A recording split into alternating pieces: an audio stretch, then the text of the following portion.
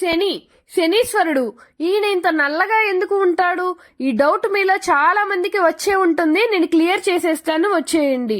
శనిదేవుని తండ్రి నవగ్రహాలకు రారాజు అయిన సూర్య భగవానుడు.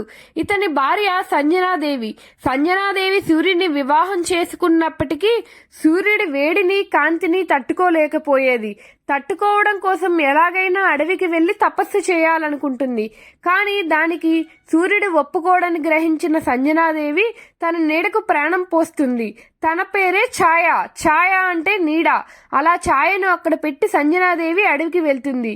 సూర్య భగవానుడికి ఎటువంటి సందేహము రాదు ఛాయాదేవి మీద, ఎందుకంటే అచ్చం అలానే ఉంటుంది కాబట్టి. కాని కొన్నాళ్లకి ఛాయాదేవి గర్భం దాల్చుతుంది. సూర్యుడికి ఛాయకి పుట్టిన వాడే శనిదేవుడు. శనిదేవుడు నల్లగా పుట్టాడని గల కారణం ఏంటంటే ఛాయ. ఛాయ అంటే నీడ. నీడ నల్లగా ఉంటుంది. దానికి కారణంగా శనిదేవుడు నలుపు రంగులో జన్మిస్తాడు. దానితో సూర్యుడు ఇతడు నా బిడ్డ కాదు, ఇంత నల్లగా ఉన్నాడేంటి అని ఛాయను అనుమానిస్తాడు. తర్వాత ఏం జరిగిందో తెలుసుకోవాలనుకుంటే లాంగ్ వీడియో అప్లోడ్ చేశాను, మన ఛానల్లో ఉందో చూసేయండి. ఇలాంటి కంటెంట్ కోసం మన ఛానల్ని సబ్స్క్రైబ్ చేసుకొని లైక్ చేయండి. Thank you for watching.